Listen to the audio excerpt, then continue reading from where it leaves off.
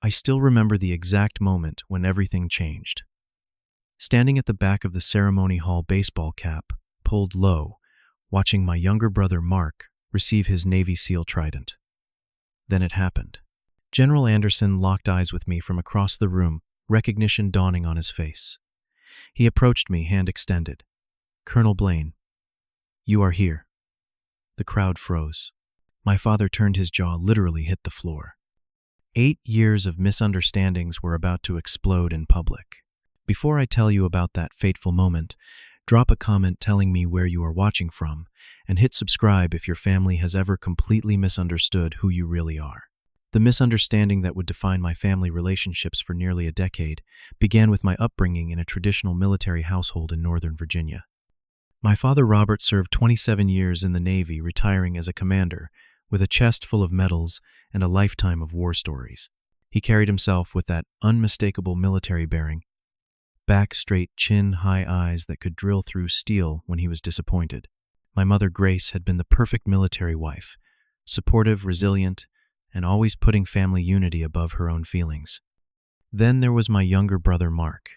4 years my junior, athletic, charismatic, and the natural inheritor of our family legacy. From the time he could talk, Mark wanted nothing more than to be a Navy SEAL. He collected SEAL books, memorized their creed, and spent hours swimming and running to prepare himself. My father beamed with pride whenever Mark discussed his ambitions. Our family military tradition stretched back generations. My grandfather had stormed the beaches at Normandy. My great-grandfather had fought in World War I. 3 uncles served in Vietnam. The Hayes men always answered the call to serve. It was less a family tradition and more our family identity. My father named me after Admiral Blaine Thompson, who had saved his life during a naval exercise gone wrong in the 1980s. "A name carries expectations," he reminded me frequently. "Live up to yours." Unlike Mark, I was quieter, more analytical. While he excelled at sports and social situations, I preferred strategy games, books, and solving complex problems. My father often seemed puzzled by me, as though I were an equation that refused to balance. Still, there was never any question about my future. I would serve preferably in the Navy, as was expected of a Hayes man. When I turned 18, I dutifully enlisted. My father drove me to the recruitment office himself, pride evident in the firm handshake he gave me before I walked inside. "Make us proud, son," he said, the closest he ever came to expressing affection. Basic training revealed qualities in me that even I had not recognized. I excelled at marksmanship, tactical planning, and remaining calm under pressure. I never bragged or sought attention. I simply completed each task with quiet efficiency. This caught the notice of my superiors, particularly Captain Jenkins, who pulled me aside after an especially grueling training exercise. "Hayes, you have a unique skill set," he said. "Have you ever considered special operations?" 3 months later, I was approached about joining a classified program, not the SEALs or other well-known special forces, but something more secretive. The program required complete dedication, and most difficult of all, severing all detailed communication with family and friends. If I accepted, I would need to tell my family I had left the service. National security demanded absolute secrecy. I spent a week weighing the decision. Accepting meant betraying family expectations and bearing their disappointment. Declining meant turning my back on serving my country in a capacity that matched my unique abilities. In the end, duty to country won. I accepted the assignment. Breaking the news to my family during a Sunday dinner remains one of the most painful memories of my life. I told them I had decided to leave the Navy, the closest to the truth I could manage without violating security protocols. My father turned a shade of red I had never seen before. "You!" what he demanded, his voice deadly quiet. "I am leaving the service," I repeated, forcing myself to meet his gaze. "No Hayes man has ever quit. Ever." His fist came down on the table, rattling the plates. "What happened? Did you fail out? Were you too weak?" "Robert, please," my mother interjected, but he silenced her with a look. "I did not fail," I said evenly. "This is my decision." Mark stared at his plate, clearly uncomfortable, caught between his father and brother. My father stood up, towering over the dinner table. "If you walk away from your duty, from your family legacy, then you are no son of mine. Do you understand? You will be dead to this family." My mother gasped, tears welling in her eyes. Mark looked up, shock evident on his face. I had anticipated anger, but not this complete rejection. Still, the choice had been made. "I understand," I said, my voice steadier than I felt. That night I packed my things as my father remained locked in his study. My mother hugged me at the door, slipping me a photo of the family and whispering, "He will come around. Give him time." Mark walked me to my car. "I do not understand," he said, "but you must have your reasons." I put my hand on his shoulder. "Keep working toward your dream, Mark. You will make an excellent SEAL." As I drove away, I watched my family home disappear in the rearview mirror, wondering if I would ever be welcomed there again. My new assignment took me to a training facility. So classified, its location never appeared on any public map. For the first 18 months, we trained in everything from advanced weapon systems to foreign languages, psychological warfare to wilderness survival. My natural aptitudes flourished under this specialized training, and I advanced quickly through the ranks. Our missions took us to the darkest corners of the world: Afghanistan, Syria, Yemen, Somalia. Places where conventional forces could not operate due to political constraints, but where America still needed boots on the ground. Our work was dangerous, essential, and completely anonymous. By my 5th year, I had been promoted to major after leading a high-risk extraction in northern Syria that saved a dozen hostages without a single American casualty. By year 7, I had attained the rank of lieutenant colonel, following a classified operation that disrupted a major terrorist financing network spanning 3 continents. Then came the mission that changed everything. Our team was deployed to extract a high-value intelligence asset from a hostile region when we were ambushed. Outnumbered and outgunned, I reorganized our defensive position, called in emergency support, and personally held off enemy forces, while medical evacuation arrived for 3 severely wounded teammates.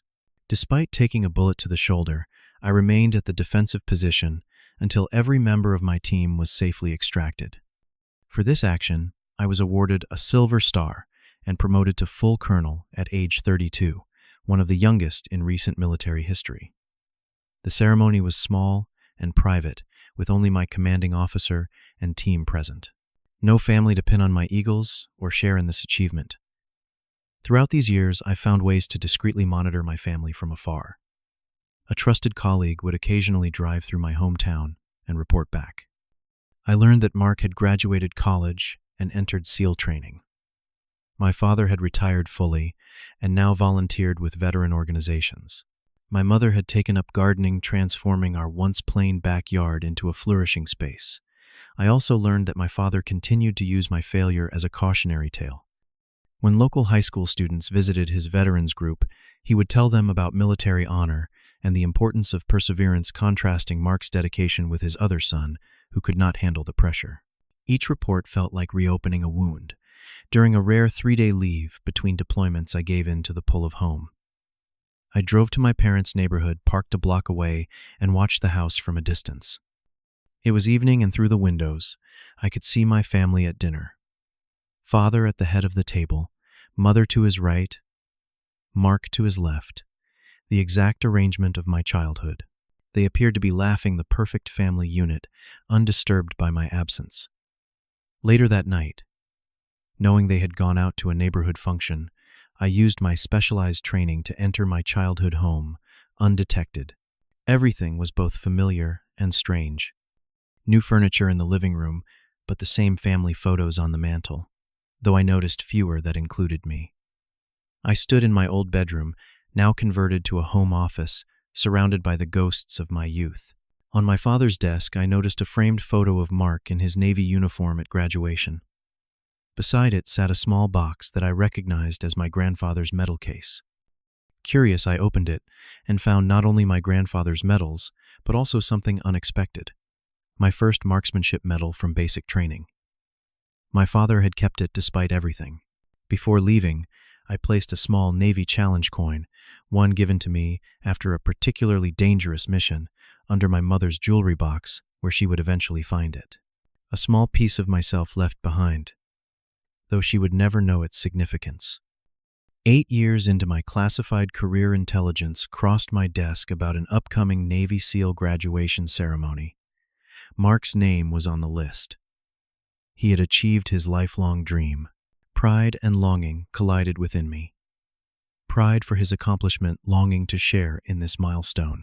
After much deliberation, I approached my commanding officer with an unusual request: permission to attend my brother's SEAL ceremony as a civilian observer.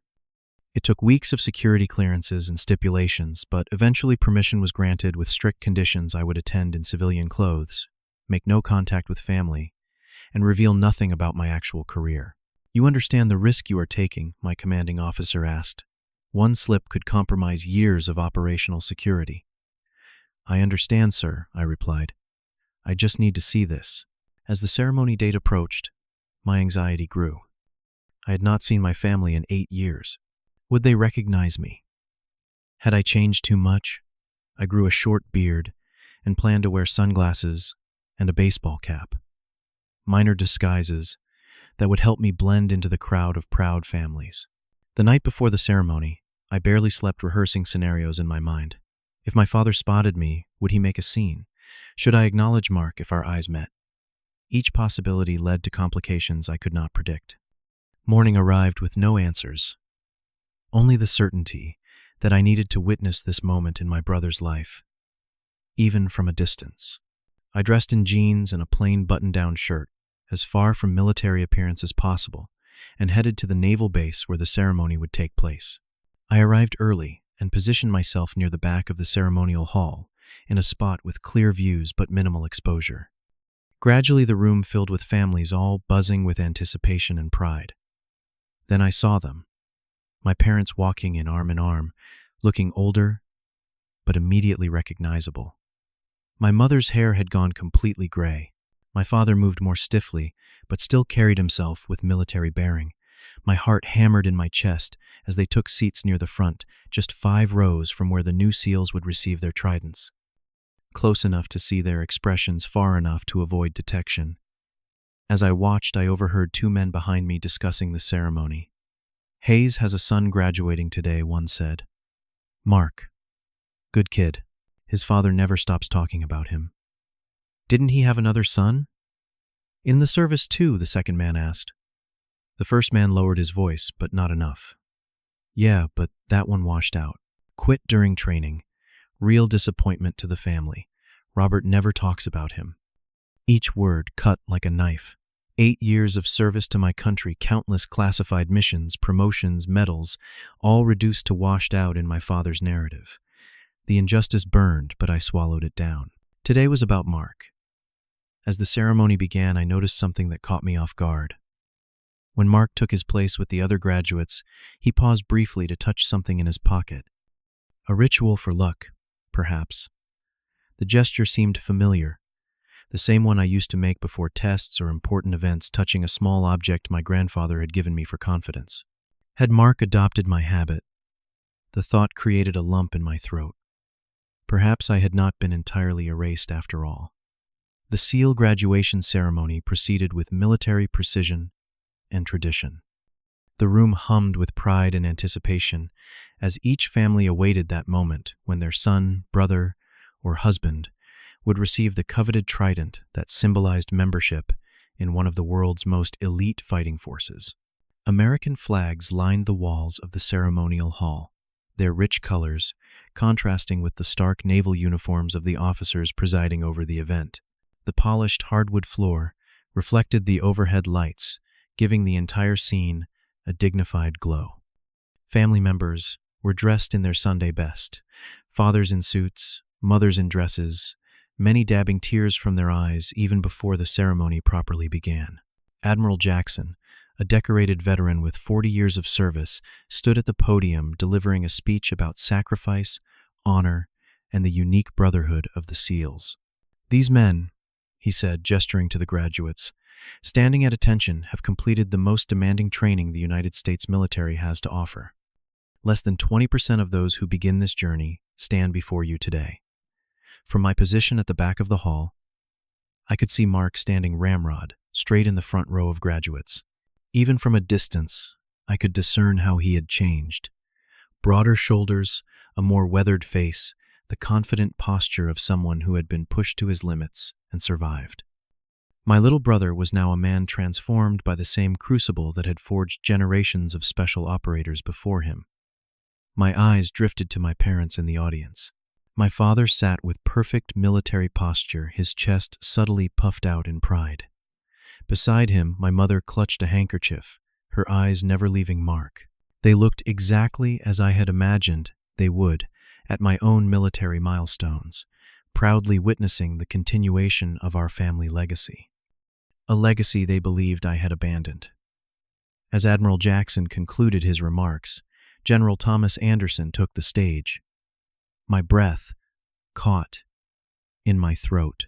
Anderson had been my commanding officer during several classified operations before his promotion. He knew exactly who I was and what I had accomplished. His presence was an unexpected complication. Ladies and gentlemen, Anderson began. It is now my honor to present these warriors with their SEAL tridents. Each has earned this symbol through blood, sweat, and unimaginable perseverance. The ceremony proceeded alphabetically. I tensed as they approached the H's, knowing Mark would soon be called. When the announcer finally called Ensign Mark Hayes, my father straightened even further in his seat, if that were possible.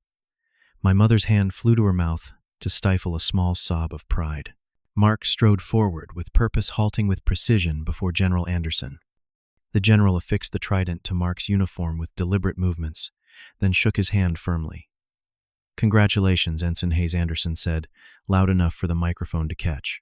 "Your family has a proud tradition of service." My brother responded with a crisp, "Thank you, sir," before executing a perfect about-face and returning to his position. The ceremony continued, but my focus remained on my family. My father was beaming now, receiving congratulations from those seated nearby. My mother wiped away tears of joy. In that moment, a strange peace settled over me. Whatever pain I had experienced from their misunderstanding of my choices, I could not begrudge them this moment of pure happiness. Mark deserved every bit of their pride, and they deserved to celebrate his achievement. I had done what I came to do, witness this milestone. It was time to slip away before complications arose. I began to ease toward the exit when the ceremony concluded, and families rose to congratulate the new SEALs. In the ensuing movement and chatter, I hoped to make an unnoticed departure. I had nearly reached the door when I heard a voice that froze me in place. Colonel Hayes General Anderson stood just feet away, recognition and surprise evident on his face. I gave a subtle headshake, trying to communicate the need for discretion, but it was too late. The general approached with an extended hand. "Colonel Blaine Hayes, I did not expect to see you here today," he said, his voice carrying in the crowded hall. People nearby turned to look curious about the mention of a colonel, when most graduates were junior officers. General the First acknowledged, quietly shaking his hand, while frantically trying to signal the need for privacy. But Anderson, perhaps not realizing the situation, continued warmly. "Your brother must be proud to follow in your footsteps, though few could match your record in Afghanistan. How is the shoulder, by the way? That extraction operation was one for the books." My stomach dropped as I saw my father turn toward us, his expression morphing from confusion to shock. He had clearly heard the exchange. Beside him, my mother froze mid-conversation, her eyes widening as she registered my presence. "Colonel," my father repeated, pushing through the crowd toward us. "What is the meaning of this?" General Anderson, suddenly recognizing his mistake, attempted damage control. "Ah, you must be Robert Hayes. Your sons are a credit to your family, sir." "Son singular," my father corrected automatically, then stopped himself as the contradiction hit him. His eyes locked onto me, recognition dawning despite my beard and casual clothes. "Blaine." The crowd around us quieted, sensing drama unfolding. Mark, who had been receiving congratulations from instructors, turned toward the commotion. His face registered shock, then something like vindication when he spotted me. Colonel Hayes has been serving in a specialized capacity, General Anderson said carefully, choosing his words to reveal nothing classified. His work has been invaluable to national security. My father's face cycled through emotions: confusion, disbelief, the beginnings of anger. "You told us you left the service," he said, his voice barely controlled. "I could not tell you otherwise," I replied simply. "For 8 years," his voice rose slightly, 8 years of believing my son was a quitter. Mark pushed through the crowd to join us, his new trident gleaming on his chest. "Blaine," he said, uncertainty and happiness competing in his voice. "Congratulations, Ensign," I said formally, but could not keep the pride from my voice. "You did it." Before Mark could respond, General Anderson inadvertently escalated the situation. "You should be proud of both your sons, Mr. Hayes. Colonel Hayes here is one of the youngest full-bird colonels in the Army, Silver Star recipient. His operation last year saved countless American lives." My father staggered slightly, as though physically struck by this information. His jaw quite literally dropped, his mouth opening and closing without producing words. Around us, the crowd had gone completely silent, witnesses to our family drama playing out in public. "Perhaps we should continue this conversation privately," I suggested, acutely aware of the spectacle we were creating. My mother pushed forward then, ignoring protocol and propriety, to throw her arms around me. "Blaine," she whispered, her voice breaking. "My boy." I returned her embrace awkwardly, 8 years of absence, making even this simple connection feel foreign. Over her shoulder, I could see my father's stunned expression shifting as the implications of General Anderson's words sank in. His son had not failed or quit. His son was a decorated officer of superior rank to what he had achieved in his entire career. Mark stood at attention, processing the revelation that his dropout brother was actually a colonel with a Silver Star. His eyes held questions I knew I could only partially answer. "Sir," I said to my father formally, "I apologize for the deception. It was necessary for operational security." My father, a military man to his core, understood those words, even as he struggled with their personal implications. He straightened, military bearing reasserting itself over emotional turmoil. "I see," he said stiffly. General Anderson, recognizing the delicacy of the situation, stepped in smoothly. "The Hayes family might appreciate some privacy. Perhaps the conference room." He gestured to a side door, then addressed the curious onlookers. "Let's give the family some space, folks. We have a celebration to continue." As we moved toward the indicated room, I caught a glimpse of my father's face. Beyond the shock and confusion, something else flickered there. The first tentative glimmer of pride. It was directed at me for the first time in 8 years, and despite everything, it still mattered. The conference room door closed behind us with a soft click, sealing our family drama away from curious eyes. For a long moment, none of us spoke. My mother kept one hand on my arm, as if afraid I might disappear again. Mark stood at parade rest, a habit newly ingrained from his training. My father remained by the door, his face unreadable. "You are a colonel," he finally said, breaking the silence. Not a question. A statement he was trying to make himself believe. "Yes, sir," I replied, falling easily into the formality that had always defined our relationship.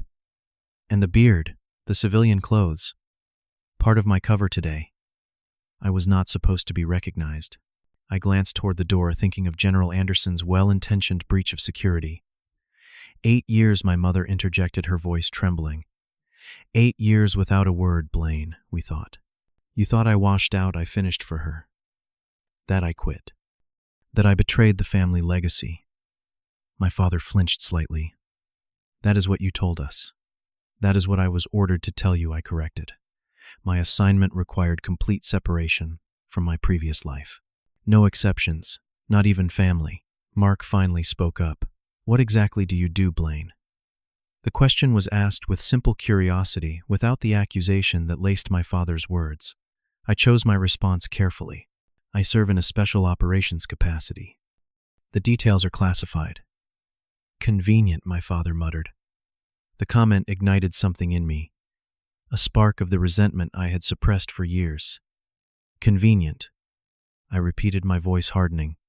Do you think it was convenient to be labeled a failure by my own father, to know you were using me as a cautionary tale, to miss every holiday, every birthday, every family milestone, while serving my country in ways I cannot even discuss?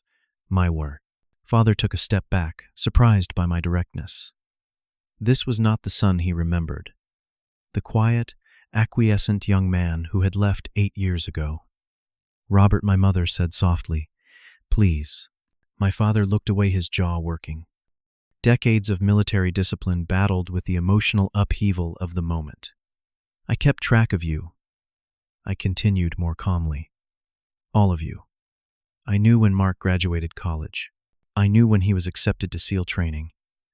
I even knew when Mom transformed the backyard into that garden she always wanted. My mother's eyes widened. How I have resources, I said simply. I may not have been present, but you were never far from my thoughts. Mark moved closer, studying my face. I never believed you simply quit, he said. It did not make sense. Not the brother I knew. A lump formed in my throat at his words.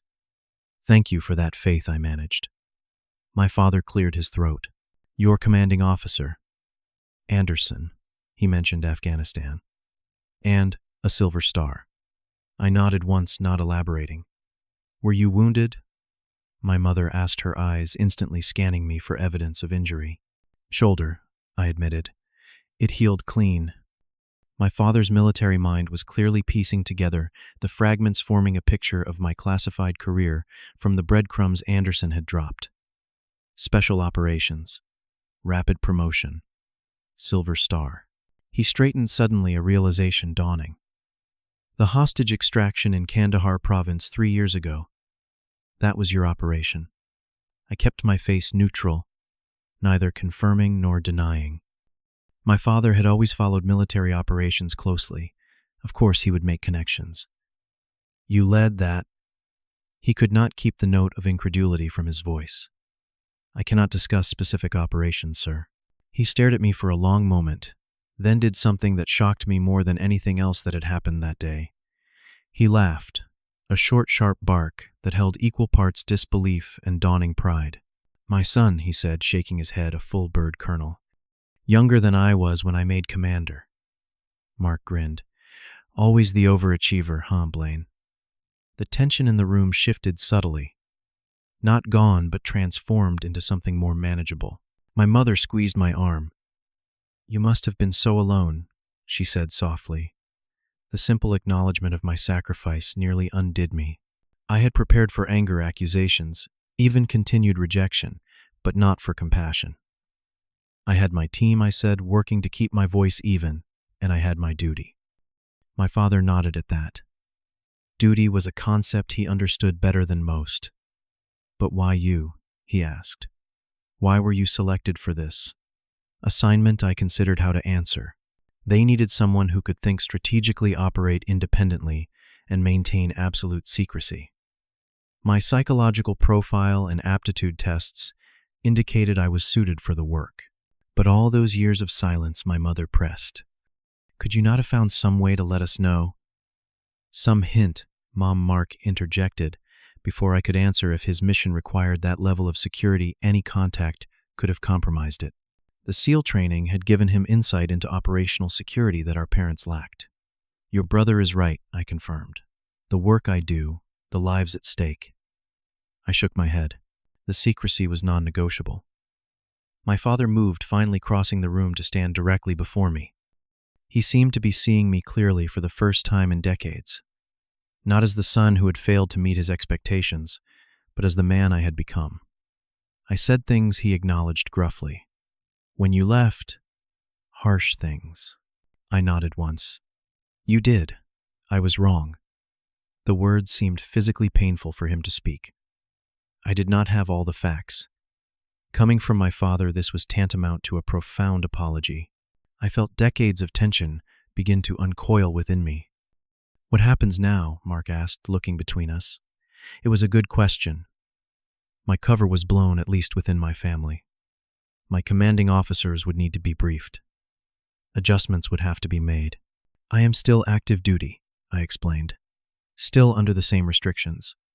But now that you know, I paused, considering the implications. Limited contact might be possible. Secure channels infrequent. But better than nothing. My mother's eyes filled with tears.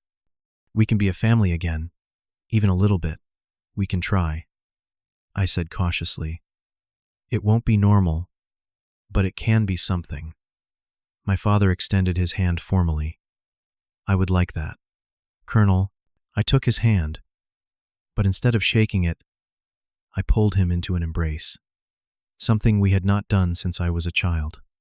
He stiffened momentarily, then returned the gesture, awkwardly. I am proud of you, son, he said gruffly against my ear. I should have trusted that you had your reasons. Those words, so long wished, for so long denied, broke something open inside me. The hurt and resentment of 8 years did not instantly vanish, but a path toward healing suddenly seemed possible. As we separated, Mark clapped a hand on my shoulder. So my big brother is a spook, he said with a grin, and outranks basically everyone I will ever work for. I smiled despite myself. I expect you to address me as sir from now on. In your dreams, he shot back the easy brotherhood of our youth, reasserting itself as though the intervening years had never happened. My mother wiped her eyes. Will you stay? Just for dinner. We have so much to catch up on. I hesitated, thinking of protocols and security concerns, then decided some rules were meant to be bent. Dinner would be nice, I agreed, though there is much I still cannot discuss. We understand, my father said, and I believed that finally perhaps he did. As we prepared to rejoin the ceremony, Mark still needed to participate in the remainder of his graduation. I reflected on the strange journey that had brought me here. 8 years of silence and sacrifice. 8 years of being misunderstood by those I loved most. Yet, in an unexpected way, that very sacrifice had forged me into someone stronger than I might otherwise have become. Sometimes, the hardest paths lead to the most meaningful destinations. Sometimes being misunderstood is the price we pay for doing what is right rather than what is easy, and sometimes, if we are fortunate, we get the chance to be seen clearly at last. Would my family ever fully understand my choices? Probably not. The classified nature of my work ensured that parts of my life would remain forever hidden from them. But understanding and acceptance are different things. Today, I had glimpsed the possibility of the latter, even in the absence of the former. As we walked back into the ceremonial hall side by side for the first time in 8 years, I felt a sense of peace that had eluded me for too long. The road ahead would not be easy. Rebuilding trust never is, but at least now we were walking it together. The healing did not happen overnight. How could it, after 8 years of misunderstanding? But over the months that followed Mark's seal ceremony, small steps led to significant progress in rebuilding our family bonds. My commanding officers were initially furious about the security breach, but ultimately developed protocols that allowed for limited secure family contact. I was permitted carefully monitored visits during leaves, never discussing my work but at least maintaining a presence in my family's lives. The first family dinner was awkward conversation, halting and artificial, as we relearned how to simply be together. My father still struggled with the fact that I had surpassed his military achievements, though he worked hard not to show it. My mother fussed over me, excessively trying to compress 8 years of maternal care into each brief visit. Mark, perhaps because of his own military training, adapted most easily to our new reality. "Did you keep anything from your old room?" he asked during one visit as we sat on the back porch watching the sunset. "Dad converted it to an office about 2 years after you left." I know, I admitted. "I saw it once." Mark raised an eyebrow. "You were here when?" "About 5 years ago. No one was home." I smiled at his expression. "Special operations training comes in handy sometimes." He shook his head, laughing. "Breaking and entering your own family home." "Nice. I left something for Mom," I continued. "A challenge coin." Under her jewelry box. Recognition dawned on Mark's face. The mysterious coin. She found it about a month later. Dad insisted someone must have broken in, but nothing was missing. Mom kept it said it felt like a good luck charm. He studied me with newfound appreciation. You were there all along in your way. These small connections, these shared secrets gradually rewove the fabric of our relationship. Each visit became more natural than the last. The most profound transformation, however, was in my relationship with my father. One evening, as we sat alone in his study, he handed me a glass of whiskey and took an uncharacteristically deep breath. "I spent years being angry at you," he admitted, staring into his glass rather than meeting my eyes. Telling anyone who would listen that my son had quit, had failed to uphold the family honor. I said nothing, allowing him the space to continue. "I see now that I was the one who failed," he said quietly. "I failed to trust you. Failed to consider that there might be more to the story. You did not have all the information I offered, extending the grace he had rarely shown me. No, but I had 18 years of knowing you. That should have been enough." He finally looked up. "You were never a quitter. Not when you were learning to ride a bike. Not when you struggled with algebra. Not ever. I let my pride and my narrow view of service blind me to who you always were." The admission cost him dearly. I could see it in the tightness around his eyes, the slight tremor in his hand as he raised his glass. For a man like my father, acknowledging such a fundamental misjudgment was perhaps the most difficult battle he had ever fought. "I am sorry, son," he said simply. 2 months after that conversation, my father invited several of his old military friends to dinner, men who had heard for years about his son who could not hack it in the service. He introduced me with my rank and a brief security-approved mention of my silver star. The message was clear: he was publicly correcting the record, accepting responsibility for his misjudgment, and declaring his pride in me to the same community where he had once expressed shame. My mother found her own path to reconciliation through small nurturing acts, sending care packages to my secure military post office box, planting my favorite flowers in her garden, keeping my childhood photos polished and prominently displayed again. Where words failed her, these gestures spoke volumes. Mark and I developed a unique bond as brothers who both served in elite high-risk capacities. Though we could rarely discuss specifics of our work, the shared understanding of sacrifice, danger, and duty created a shorthand between us that transcended the need for explanations. During one of my leaves, he confided, "I carried your old pocket compass through SEAL training. When things got unbearable during Hell Week, I would touch it and think about how you must have faced your own impossible challenges. That compass got me through some dark places too," I told him. He grinned. "Guess stubbornness runs in the family. That and an unhealthy attraction to dangerous situations," I added. We both laughed, finding humor in the truth of it. The most profound lesson from these years of separation and reunion was not about military service or family legacy, but about judgment and understanding. How quick we are to fill in the blanks of other people's stories with our own assumptions, how devastating those assumptions can be when they are wrong, and how liberating it is, for both sides, when the truth finally comes to light.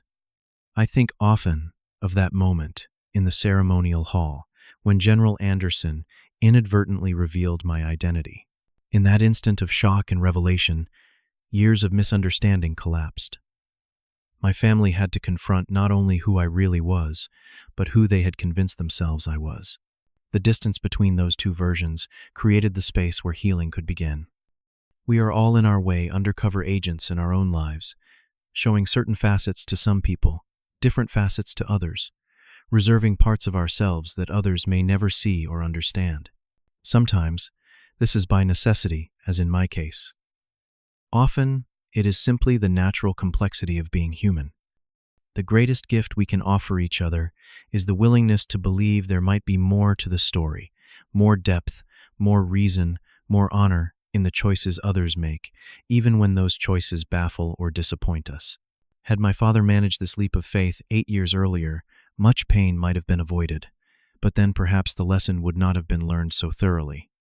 Today, when I visit home on my infrequent leaves, I see a family transformed by the simple act of withholding judgment. My father listens more than he speaks. My mother expresses her fears instead of just her support.